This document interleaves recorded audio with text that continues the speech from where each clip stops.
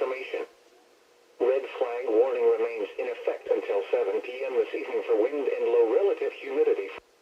A red flag warning means that critical fire weather conditions are either occurring now or will shortly.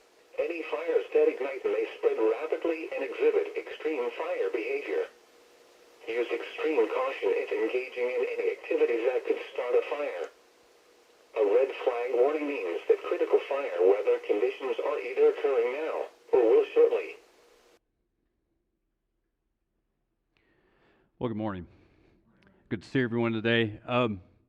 Back in the 1990s, way back in the day, probably, my guess is this is probably 93 when this happened. I was serving as a youth minister in Abilene, Texas, and we had a family in our church that they lived 3 or 4 doors south of the church, and the houses in this little neighborhood that the church was located in, I would put in the category of the post-World War II track houses that were like really small. In fact, the house we lived in was probably maybe 800 square foot, 2 bedrooms. And so this family came to church. They had about 4 or 5 kids in that tiny little 2-bedroom house that they had. But they did have a garage apartment that was, separated between, the house and the back. The backyard separated the house and the garage. So they had a 14-year-old son.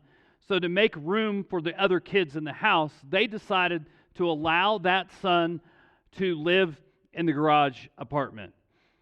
That's a red flag warning. I'm just going to go ahead and lay that out. In fact, we had a youth group trip. And in fact, the youth group went over to DFW, went to a Rangers game. They had like a faith night or something like that. Tara and I were actually already in the Metroplex when this was happening, so we met our youth group there. And as the youth group was walking in, one of our youth group sponsors made a statement about, "That's a nice car." And the kid was Matthew. Matthew was his name. Matthew said, "You want it?" And she's like, "No, I'm good, thanks." He goes, "I'll steal it for you." And so I remember Sharon coming to me and saying, "I think he was serious. I think he was willing to steal the car for me." Now, fast forward a couple of months, Dad comes into my office and says, "Hey, would you be willing to talk to Matthew? We're having a lot of trouble." You see, he was into gangs, and he was into drugs, and he was into crime at a very, very young age. And I'm thinking, garage apartment.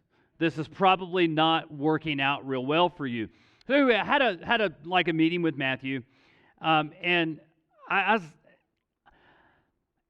in my young life, but even looking back, I don't know that I've ever dealt with somebody so cold.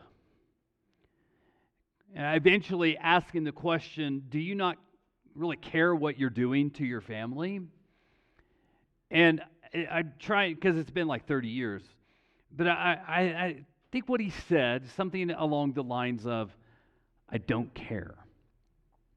And I don't care that I don't care." It's kind of one of those chilling sort of moments. In fact, it's like, I think about that, and I think about this kid at a very young age who was so very closed off. I think about what Jesus said in Matthew chapter 24. In fact, in Matthew chapter 24, he's talking about end times and what it will be like. He said, "Sin will be rampant everywhere, and the love of many will grow cold."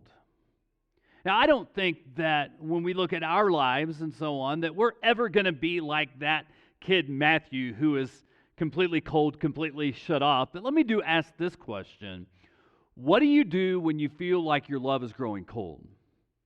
What do you do when you feel like your heart is beginning to harden? And not that your heart is beginning to harden, but your heart is beginning to harden toward God. And you probably say, that's a place I don't want to go. But I think if we're all honest, we've experienced that at some point in time.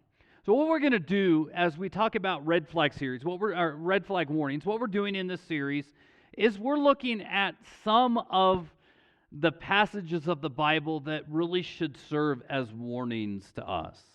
And the warning that we're looking at today it's really a big narrative of Scripture. It takes place over several chapters. It's the narrative of a man called Moses, but also part of that was Pharaoh and the 10 plagues that we find that kind of preceded the Israelites going out of Egypt. But what we find is a man who has a hardened heart. So let's go ahead and set the stage. God's people, they ended up in Egypt, and they began to grow, and they became enslaved. And God actually heard the cry of his people. Moses, who was an Israelite, committed murder, ended up fleeing to Midian. He is out taking care of sheep, and all of a sudden one day he sees this fire, and there's a bush that is burning, but it is not burning up, and God is in the fire. He tells Moses, you're going to go back to Egypt, and you're going to help bring my people out of Egypt and into the promised land. So Moses, not really hip on the idea, but eventually agrees.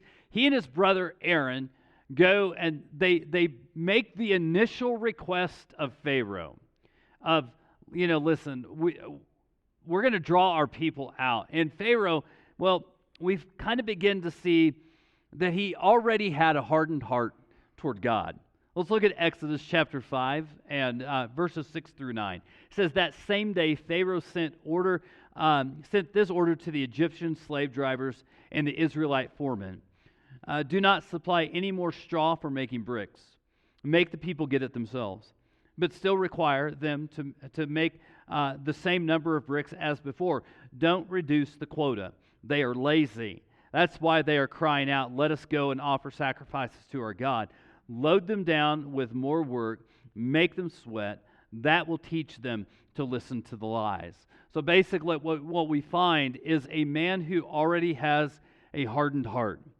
And again, as Moses and Aaron, they come to Pharaoh, and they're again making their request to let the people go out into the wilderness to worship. And we find this in Exodus chapter 7, verses 10 through 13. So Moses and Aaron went to Pharaoh and did what the Lord commanded them. Aaron threw down the staff before Pharaoh and his officials, and it became a serpent. Then Pharaoh called in his own wise men and sorcerers, and these Egyptian magicians did the same thing with their magic. They threw down their staffs, which also became serpents, but then Aaron's staff swallowed up their staffs. Now, this, again, even at the outset of the story, God is proving himself greater than. And so even those things that we call great in our culture, God will always be greater than them. And it also goes on to say, Pharaoh's heart, however, remained hard, and he refused to listen just as the Lord predicted. And as we go through this narrative, we go through the story, I think it's going to be important for us to see a couple of very important items here. First of all, Pharaoh hardened his heart, and he refused to listen. A heart that is hardened toward God will refuse to listen to him. And so God, again, Pharaoh is not budging, so he's like, okay, we're going to go there. And he begins to perform plagues all throughout Egypt. And there's actually 10 of them. And it's interesting to see what happens as these plagues kind of proceed. The first few plagues, I'm going to say, are more nuisance plagues. They're kind of like bothersome sort of things.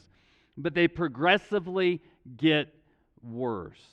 And so the very first one is Moses, through the power of God, turns the Nile River into blood. Of course, then they have their magicians come in, and they do the exact same thing. But it says here in chapter 7, verse 22, but again the magicians of Egypt used their magic, and they turned water into blood. So Pharaoh's heart remained hard, and he refused to listen to Moses and Aaron, just as the Lord predicted. So because he refused to listen, God said, okay, now it's round 2.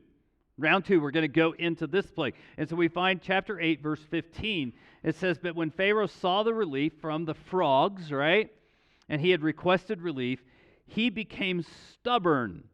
He refused to listen to Moses and Aaron, just as the Lord predicted. So occasionally it will say, as we go through here, that his heart was hardened. Other times it will say he is stubborn. And I think we have to understand that he became stubborn is equivalent to a hardened heart. And at this hardened heart, God says, okay, round 3. Round 3, he sends gnats. Now, I just happen to think that of all the plagues, maybe this one, I mean, it's bothersome, but you maybe can live through this.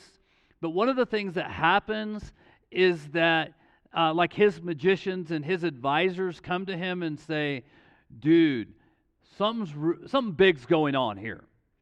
Something's going on. In fact, notice what happens in Exodus chapter 8, verse 19. It says, "This is the finger of God," the magicians exclaimed to Pharaoh. But Pharaoh's heart remained hard. He wouldn't listen to them, just as the Lord predicted. And so we begin to see that sometimes obstinate hearts come into play, and we're not even willing to listen to people around us about some of the warnings that they are giving. Like, this is the finger of God. This is the hand of God. You got to understand that there's something big going on, but he refused to listen. So God says, okay, round 4. Round 4 is coming about, and round 4 is a plague of flies. But this plague is different in that God puts a clear line of delineation here that the flies go to people that are Egyptian, and there are no flies that go to the Israelites. And again, Pharaoh is like, Moses, please ask your God for it to go away. And he does so. And it says here in chapter 8, verses 30 through 32, "So Moses left Pharaoh's palace and pleaded with the Lord to remove all the flies. And the Lord did as Moses asked and caused the swarm of flies to disappear from Pharaoh, his officials, and his people. Not a single fly remained." That's, again, a miraculous act of God. But Pharaoh again became stubborn and refused to let the people go. He was kind of beginning to think, maybe I'll let people go, and then he pulled the rug out from underneath them.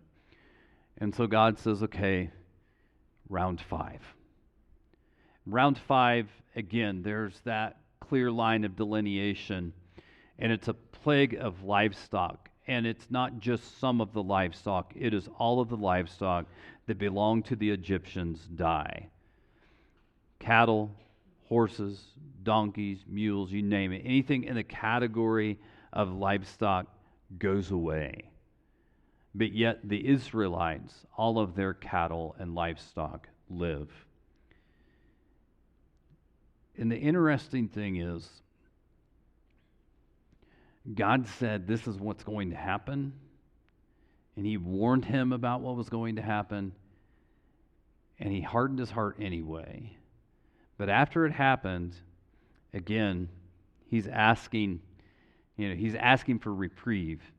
But we find this in chapter 9, verses 6 and 7. It says, "And the Lord did just as he had said. The next morning all the livestock of the Egyptians died, but the Israelites didn't lose a single animal. Pharaoh sent his officials to investigate, and they discovered that the Israelites had not lost a single animal. But even so, Pharaoh's heart remained stubborn, and he still refused to let people go. His heart remained stubborn. His heart remained hard.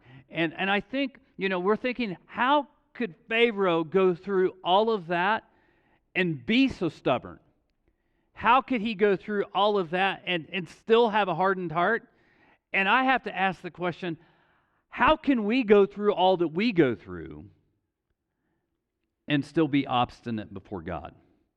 Still have a stubborn heart and a hardened heart. And it almost kind of feels like Pharaoh is digging in his heels.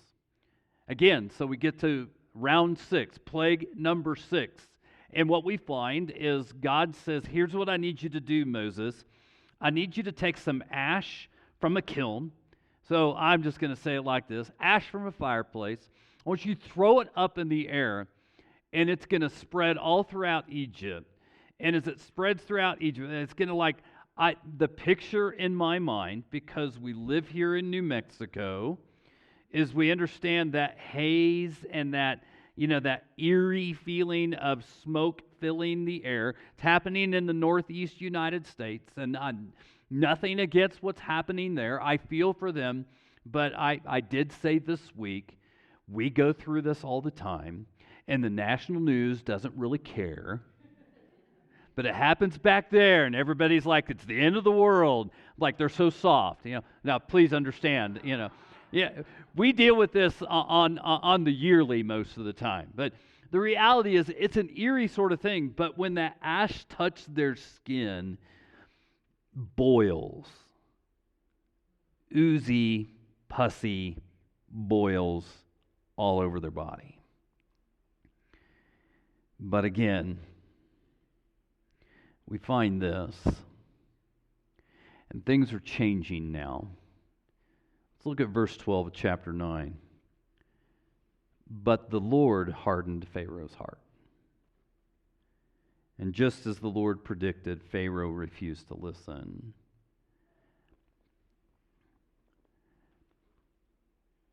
Does anybody get uncomfortable when you read the words that God hardened Pharaoh's heart? I look at that and go, whoa. But I also have to understand that when we become obstinate and we continue to harden our hearts before God, there might come a time where God says, okay, I'm going to keep your hard heart, your heart hard, but I'm going to use it for my glory and my purpose and my honor now. I'm going to be able to work through that. And listen, world history is full of people where God has worked through the hardened hearts of people. And he has come to bring about his glory and his purpose through that. And so we also now get to plague number 7, because Pharaoh wouldn't budge. This is a plague of hail. And we are actually in the office talking about, weather sort of warnings the other day, and talking about the different things that will bring those red flag warnings in different areas of the country. And Candace talked about the fact that she grew up a lot of her life, spent a lot of her life in California, and there are earthquakes, and those are difficult to go through. And here in the Southwest United States, we deal with fire. And I grew up in middle America, and we dealt with tornado alley sort of stuff. And then I was thinking about that, and I was saying, tornadoes don't really scare me, because they're usually pretty small and isolated, and they most of the time they're out in the prairie, and they're not going to do a lot of damage. But what really scares me are hailstorms, because they can do a ton of damage. I went through a hailstorm when I was a little kid. Maybe it's traumatic, but I remember when we lived in West Texas, there's a little town called Coleman, and they actually had a hailstorm when we lived there, where they had softball and small cantaloupe size hail. People died.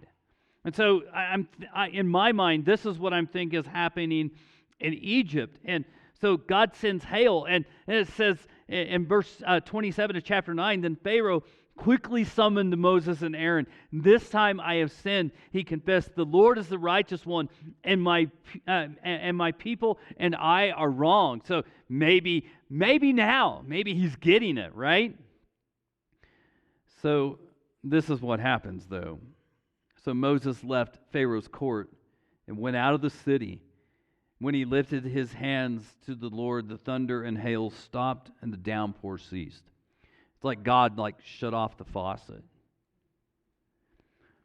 But when Pharaoh saw that the rain, hail, and thunder had stopped, he and his officials sinned again, and Pharaoh again became stubborn. You ever wondering, when's this dude actually going to get it? So God sends another plague. The next plague is darkness. Now, interestingly, there have been some theologians that have mentioned that all of the plagues, all of the 10 plagues, are addressing that God is greater than all the gods in Egypt. Or specifically, there's this God here, this God here, this God here. Now, in a study of that, my personal study of that, I think it's hard to connect all the dots to a specific God. But in the Egyptian culture, there were two primary gods. There were two gods that were greater than all the other gods. One was Pharaoh. We'll get to that one here in a moment. But the other was the sun god Ra. And so Pharaoh was most sovereign. He was the highest god. But then the sun god, they worshiped the sun. They worshiped the fertility that the sun would bring. And so God sends darkness. He sends darkness over the land. But it's interesting here when we see what happens with the darkness. Let me get to it.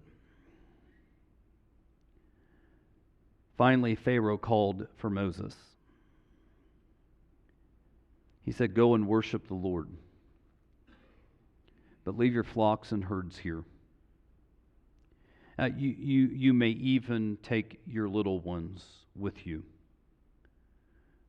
But then it goes on to say, "But the Lord hardened Pharaoh's heart once more. It would not let them go." "Get out of here," Pharaoh shouted at Moses. "I am warning you. Never come back to see me again. The day you see my face, you will die."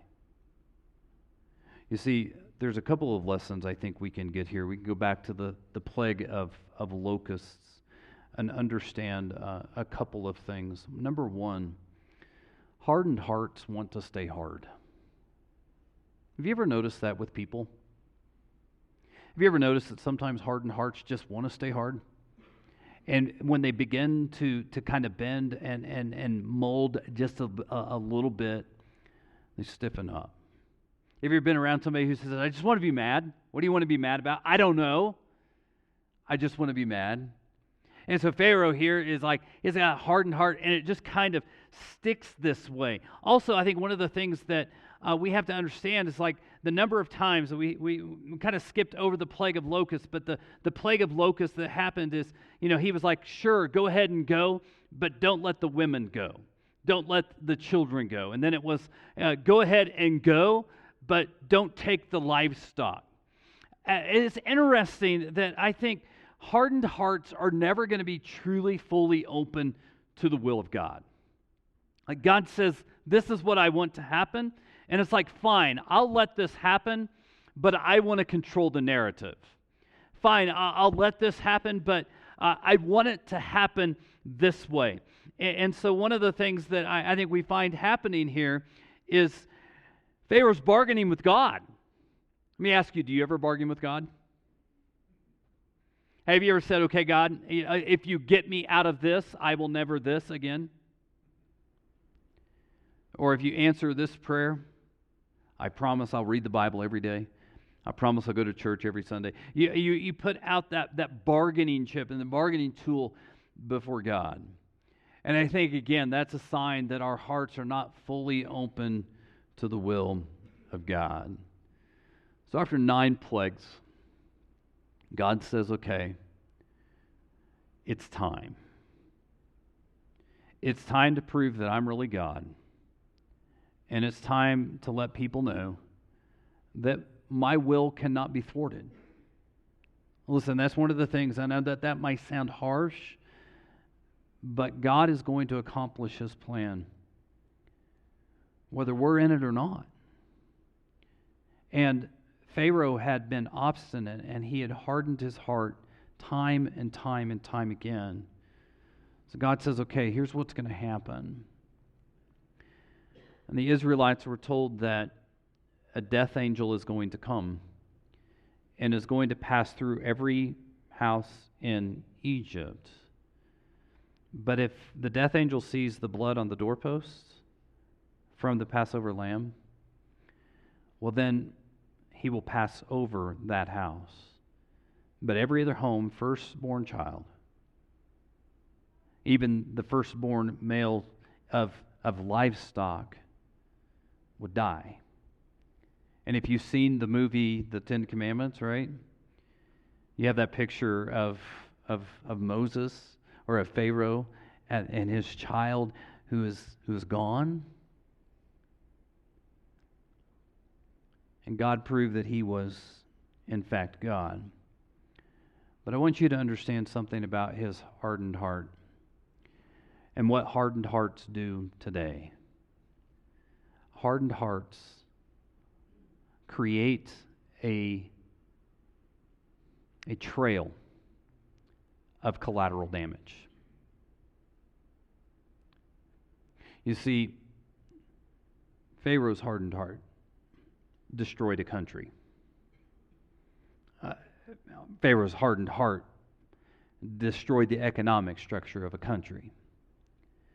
Pharaoh's hardened heart led to the death of people. Now you're thinking, well, that's him, right?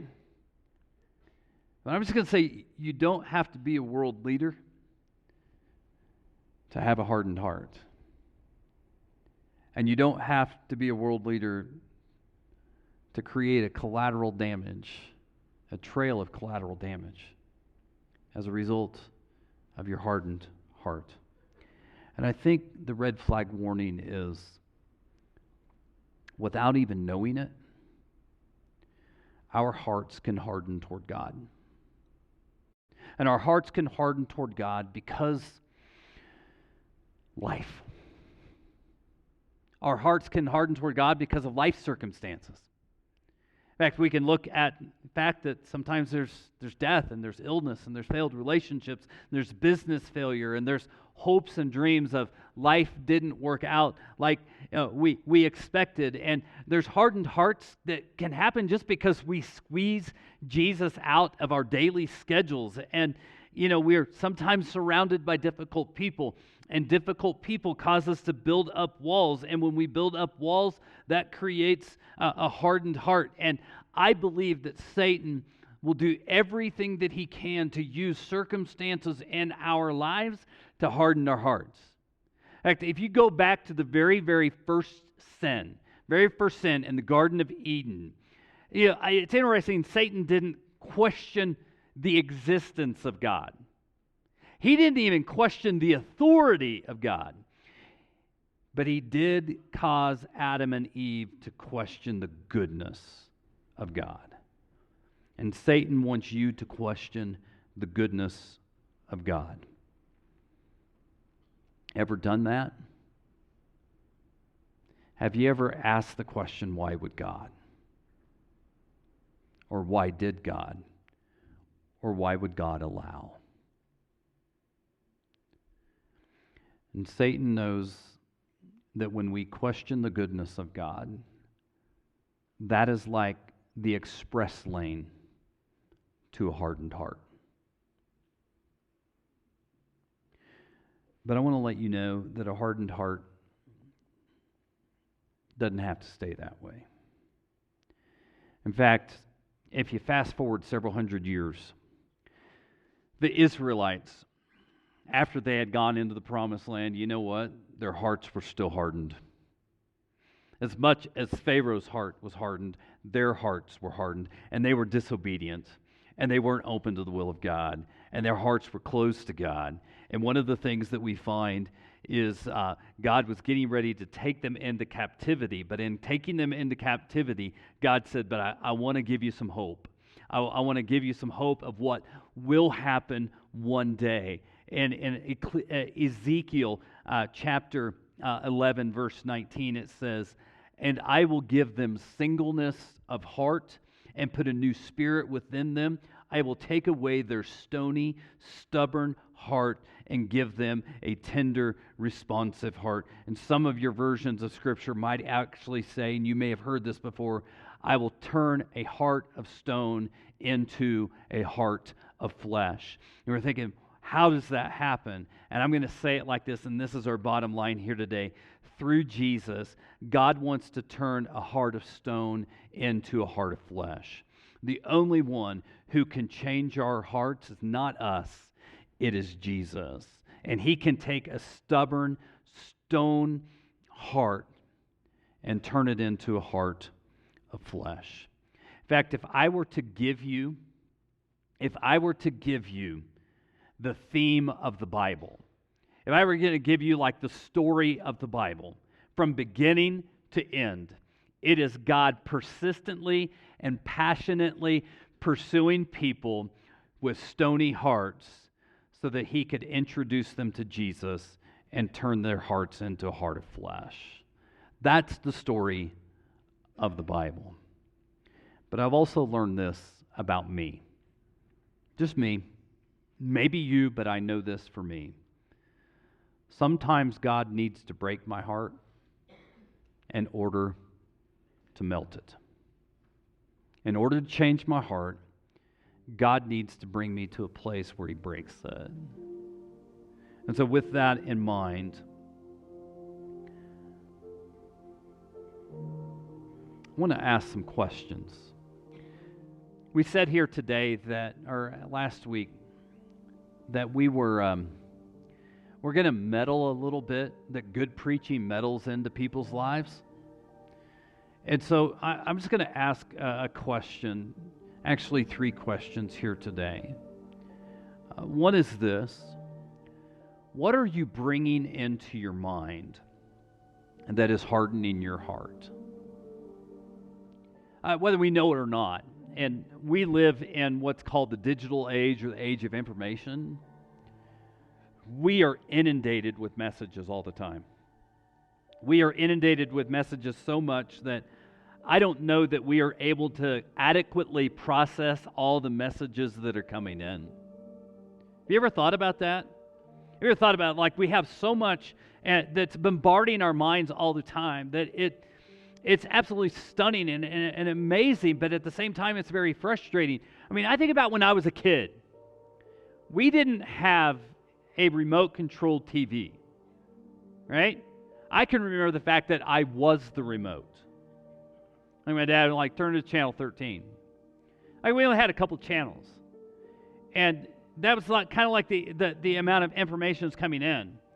But now we live in a society and culture where we have streaming devices and we have streaming ability on our TVs and all of the different things that are available to us. And there's so many messages, and whether you know it or not, the internet is spying on you. There, said it. Did you hear that, Google? Right? I mean, the internet is have you ever had that conversation and then a couple of hours later you get on the computer and all of a sudden it's there?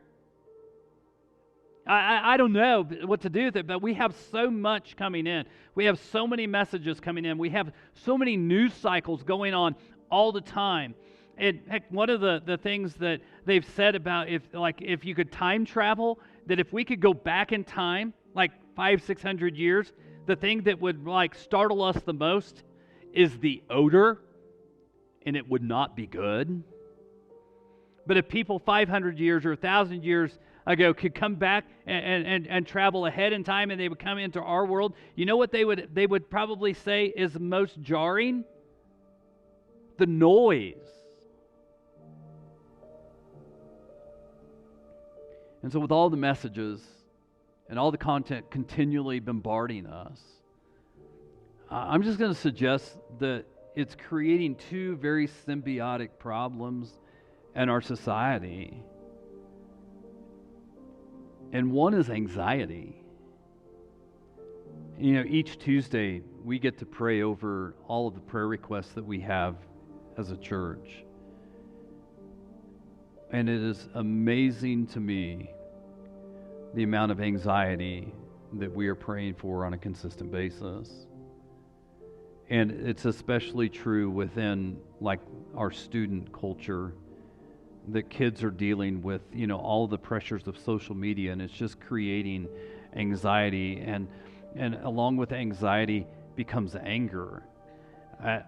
listen, I don't have any empirical data. I just have observation here. My observation is people are angrier today than they were 5 years ago, and 10 years ago, and 15 years ago. It just seems like people are like on the edge all the time. And so I think that these really are two things that are symbiotic in nature. And listen, there's a media machine in our world today. And there's a media machine that I don't know that they really have a goal to that's to inform us as much as it is to make us anxious and angry. And so with that, I have to understand, listen, I'm not a conspiracy theorist, but I am a conspiracy realist here. And I believe that there is an enemy, and there is an enemy who knows that anger and anxiety is the expressway to a hardened heart. And so I'm going to ask you, what are you bringing into your mind? What are you bringing in that is contributing to that? But then also, let me ask this question. Where is your heart hardened toward God? I'm not even going to ask if your heart is hardened toward God. Where is it hardened toward God? Maybe it's a bad church experience, a bad family experience. Maybe people have disappointed you. Maybe there's a trauma, a broken relationship. Maybe it's an illness. And all those things maybe together that really begin that process of you asking those hard questions, those big questions that really lead you to question the goodness of God. So identifying that, I think, is an important item. But finally, this is, what adjustments do you need to make in your life? What adjustments do you need to make in your life to bring your hardened heart before God, before Jesus, so He can do the work that He needs to do? He actually begins to do heart surgery in your life. Maybe things need to go away. Maybe people need to go away. Maybe boundaries need to be set. Maybe you need to unplug, change channels, power off. Maybe that's an adjustment. Maybe it's some things that need to be added to your life. Maybe a regular worship schedule. Maybe being part of a small group. Maybe regular study of the Bible. I think about my wife's grandmother. One of the things that they always said about her, she didn't go to bed at night until she's read her Bible. And then many times they would find her Bible on her bed, or maybe even on her, because she fell asleep reading the Bible. Maybe that's a routine that you need to develop in your life. And maybe just maybe, and I'm just going to throw this out, maybe you need to make a decision for the very first time in your life to allow Jesus to do heart surgery, to make some changes in your life. And that coincides with a decision for the very first time to say, I'm going to follow Jesus. If you want to know what that's going to look like in your life, we'd love to help you do that. I'm going to be standing in the back during our time of communion. Will you join me in prayer?